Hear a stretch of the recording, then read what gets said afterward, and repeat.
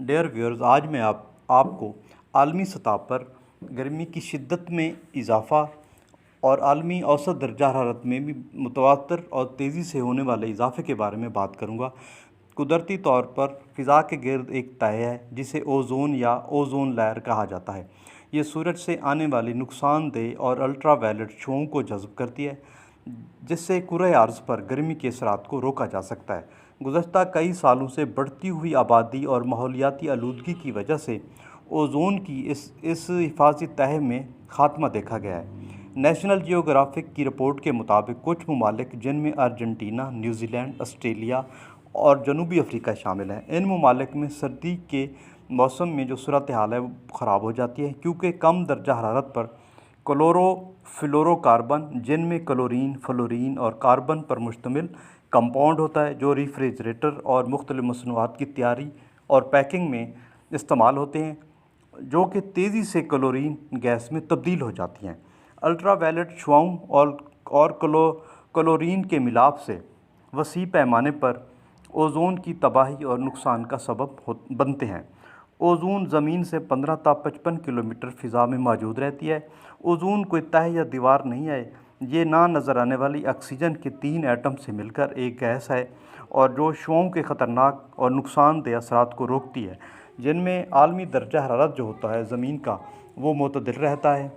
اور جو ہے گرمی کے اثرات سے انسانوں کو محفوظ رکھا جا سکتا ہے۔ 16 ستمبر کو اوزون کے تحفظ کا بین الاقوامی سطح پر دن بھی منایا جاتا ہے، جس میں دنیا بھر کے لوگوں کو یہ آگاہی دی جاتی ہے اور بتایا جاتا ہے کہ اوزون کی کتنی اہمیت ہے اور اس کی کتنی افادیت ہے اور اس کی حفاظت کس طرح کرنی ہے۔ اقوام متحدہ کے ادارہ موسمیات نے گزشتہ ماہ جولائی جو ہے ان کو 3 گرم ترین جولائی میں سے ایک قرار دیا۔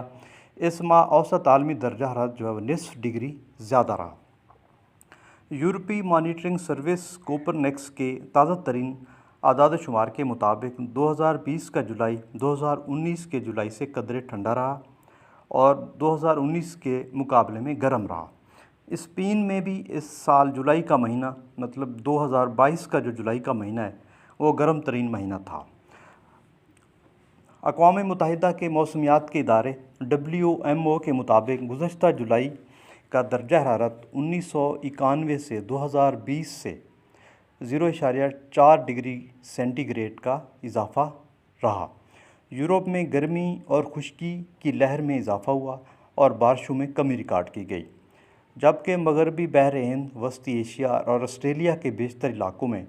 درجہ حرارت جو تھا وہ اوسط کم دیکھا گیا ہے۔ موسمی تبدیلیوں میں گزشتہ سال اقوام متحدہ کی کانفرنس کوپ 26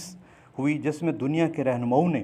عالمی اوسط درجہ حرارت میں اضافے کی جو 1.5 درجہ حرارت جو ہے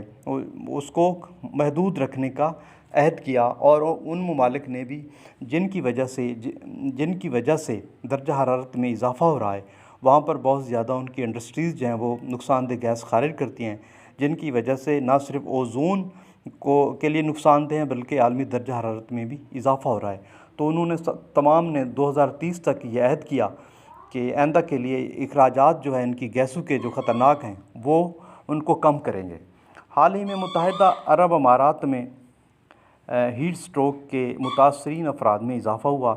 اور وہاں درجہ حرارت جو تھا وہ 44 سے 46 ڈگری تک تھا، جبکہ گرمی کی شدت اتنی تھی کہ 48 سے 50 تک فیل ہوتا تھا۔